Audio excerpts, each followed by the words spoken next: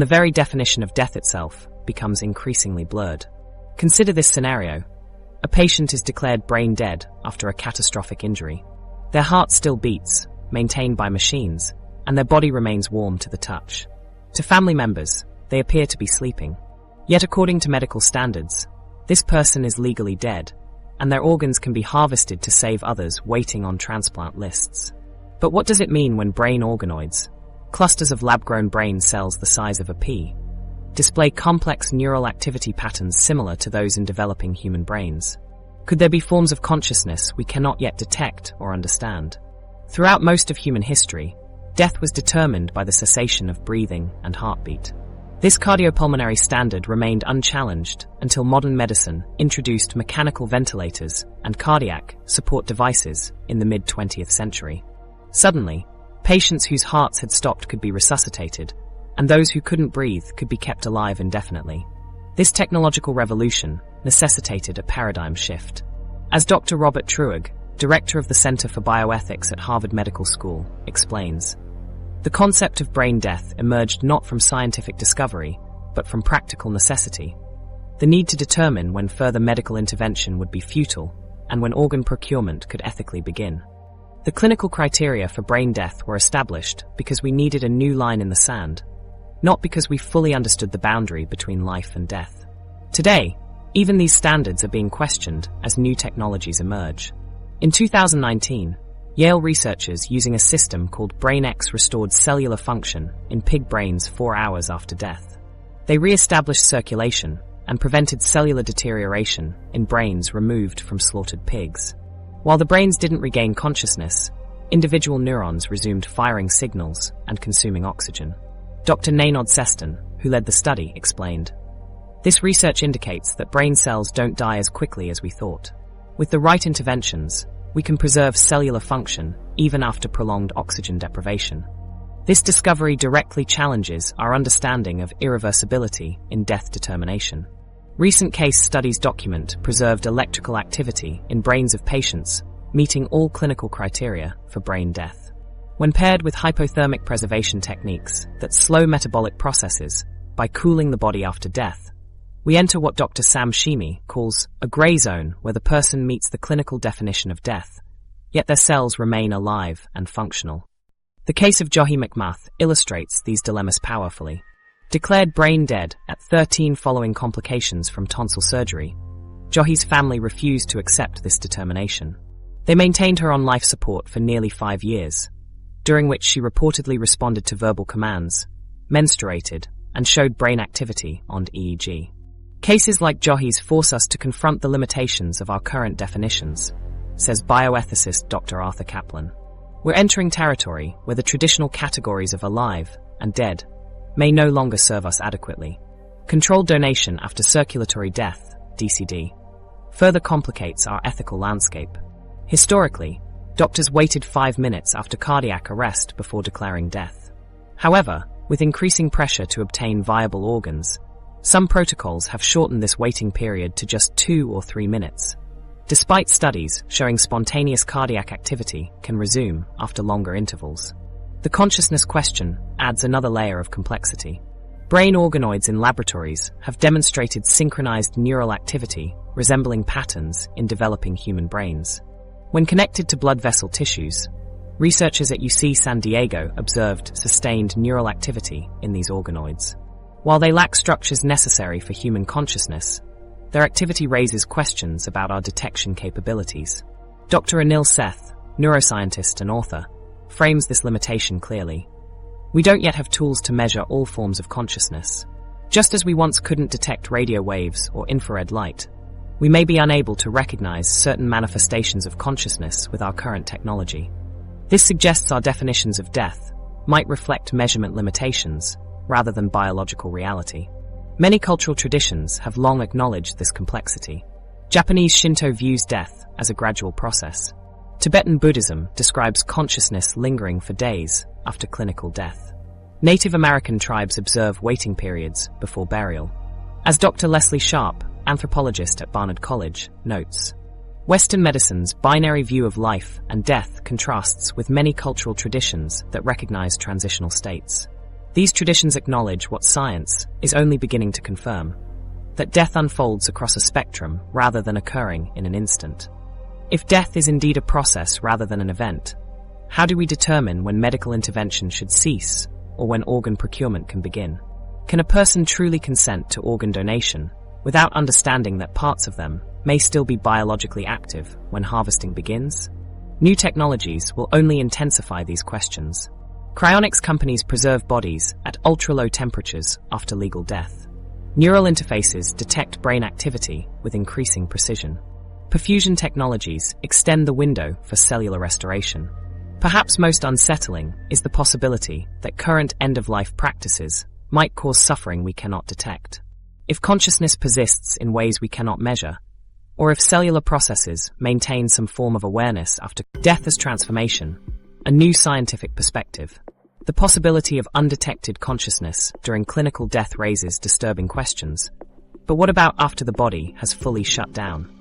Contrary to our intuition that death represents an absolute ending, emerging research suggests it may be more accurately understood as a complex transition, a redistribution of energy and information that fundamentally challenges both religious concepts of an afterlife and materialist views of complete extinction. Consider the basic law of conservation of energy. Energy cannot be created or destroyed, only transformed. The same principle applies to your body at death. The carbon, hydrogen, nitrogen, and other elements that compose your physical form undergo redistribution.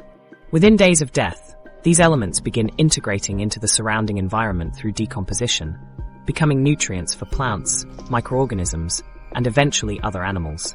Every atom in your body, atoms that once formed your thoughts, memories, and emotions, continues existing in new configurations. This physical continuity extends beyond metaphor.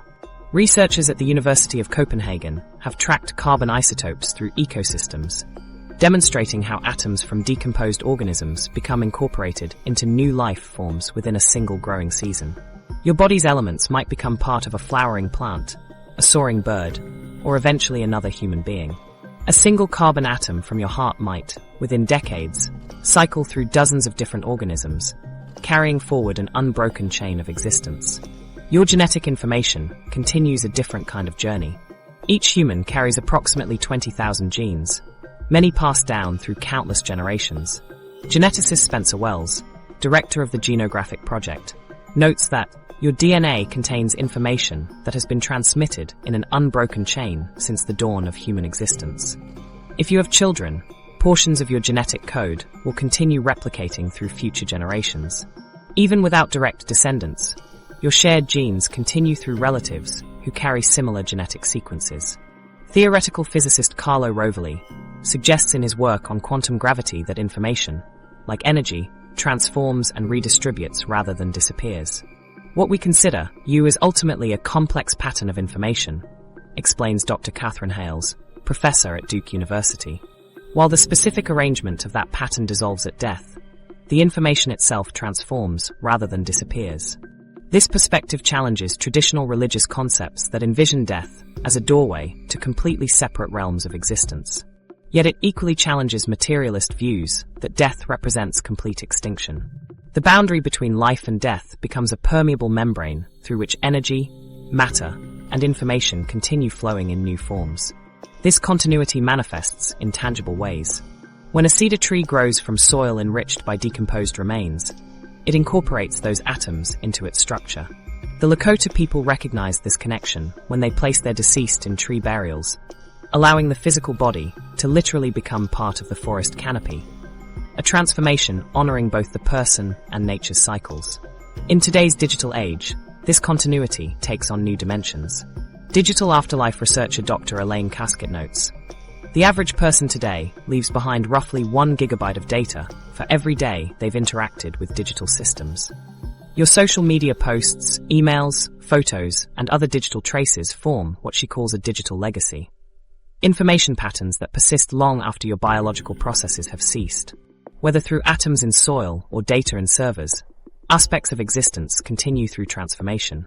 We're witnessing the emergence of digital immortality, explains Dr. Michael Graziano, neuroscientist at Princeton University. While not true consciousness, These information patterns preserve aspects of personality and interaction styles that extend a person's social presence beyond biological death. This technological extension of existence represents another way death functions, as transformation rather than termination. Understanding death as transformation has profound implications for how we approach mortality. Research by Dr. Kenneth Vail and colleagues found that healthy engagement with mortality awareness can increase appreciation for life, strengthen social connections, and promote altruistic behavior. When people view death as transformation rather than extinction, their fear often diminishes, replaced by a sense of connection to larger natural cycles. Cultural traditions worldwide have recognized this transformative nature of death for millennia. Hawaiian traditions view death as a transition to becoming an aumakua, a family guardian.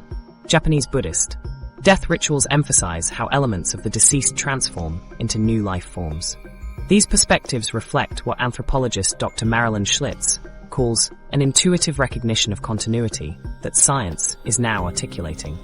Dr. Susan Clayton's research shows that people who recognize their physical and informational continuity with natural systems often develop stronger environmental ethics and sense of meaning.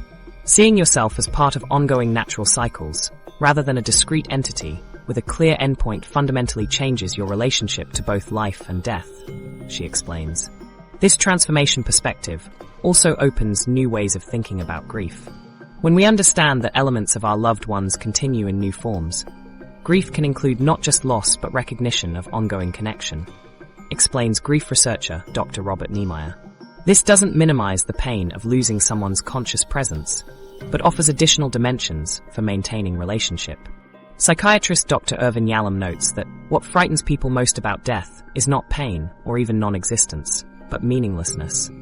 The transformation perspective addresses this fear by revealing how our brief consciousness participates in an ancient, ongoing process of material, genetic, and informational exchange. Nothing about us truly disappears.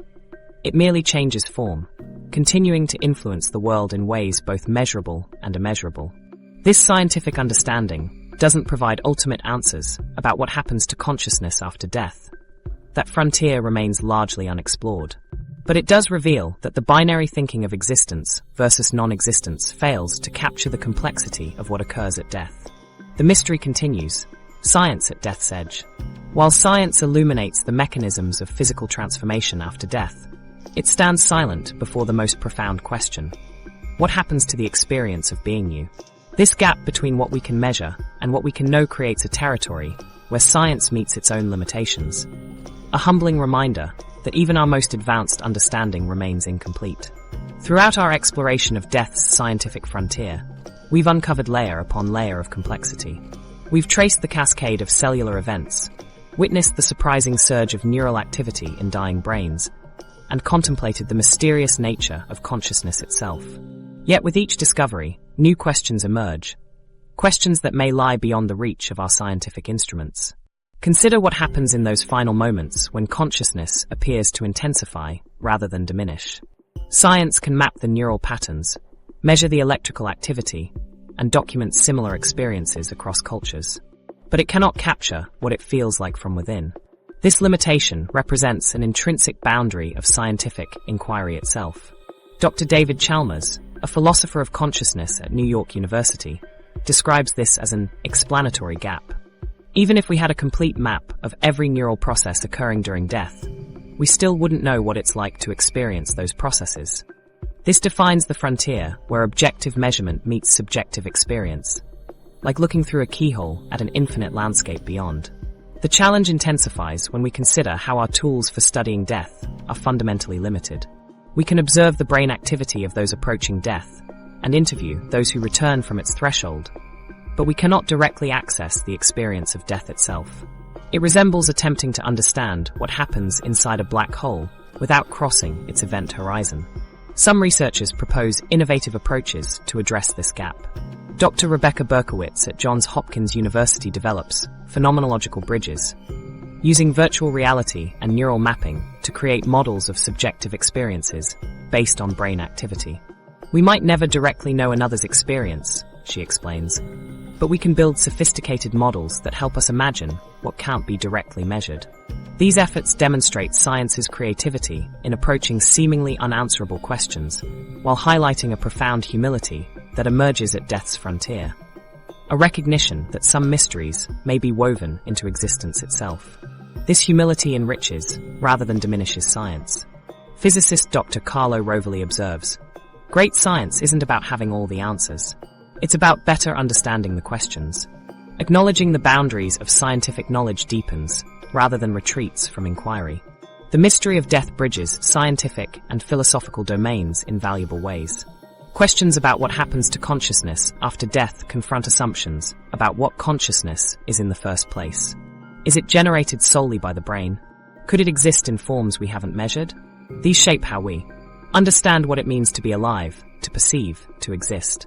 Dr. Elizabeth Markson, a bioethicist at Columbia University, notes that death research creates a peculiar interdisciplinary space. It forces neurologists to think like philosophers, and philosophers to engage with empirical data. This crossover generates insights that neither field could reach alone. When scientists acknowledge measurement's limits, they often discover entirely new approaches to life's fundamental puzzles. The edge of death reveals something remarkable about human consciousness, how it continues to search for meaning when faced with its own limitations. Rather than paralysis before the unknown, the mind constructs frameworks of understanding. This meaning-making capacity reflects consciousness examining itself, creating understanding even when confronted with the unknowable. Cultural anthropologist Dr. Marion Chen observes the irony that the same consciousness that cannot fully understand its own dissolution is remarkably equipped to create meaning from that very limitation. This suggests the mystery of death isn't simply a knowledge gap, but a fundamental aspect of being human. An invitation to wonder that has inspired art, philosophy, and science throughout history. Consider how differently we experience music compared to analyzing its acoustic properties. We can measure sound waves with precision, yet those measurements tell us nothing about what it feels like to be moved by a symphony. Similarly, mapping every molecular change in a dying brain might still miss the subjective experience those changes create. This distinction between measurement and experience creates what philosopher Thomas Nagel called the view from nowhere, the impossibility of objective science fully capturing subjective experience. Rather than science's failure, this reveals something profound about consciousness itself, that certain aspects of experience remain irreducibly first-person. Dr. Catherine Withy suggests that the study of death may ultimately reveal more about the nature of knowledge itself than about death. Confronting the limits of what we can know provides insight into what knowing actually is, not just accumulating facts, but engaging with reality through embodied, subjective experience.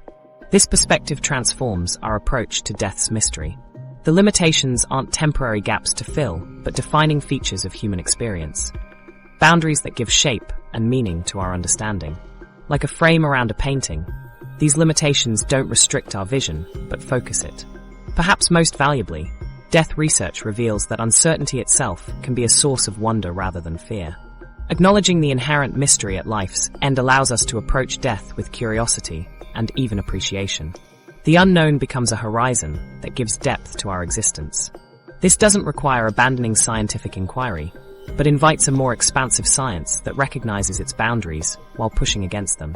As these mysteries continue to fuel both scientific exploration and philosophical reflection, they remind us that the same mind capable of fearing death's unknown can also find profound wonder in that very mystery.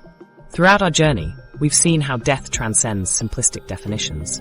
From cellular mechanisms to near-death phenomena, science continues revealing death as a complex transition where biological processes unfold in surprising ways. What does this mean for us? We can approach mortality with wonder rather than dread. The atoms comprising our bodies have existed for billions of years and will continue their cosmic journey indefinitely. Death becomes a doorway connecting us to natural cycles that preceded us. Our legacy lives in life's continuous evolution. How will you contribute to this endless dance of nature?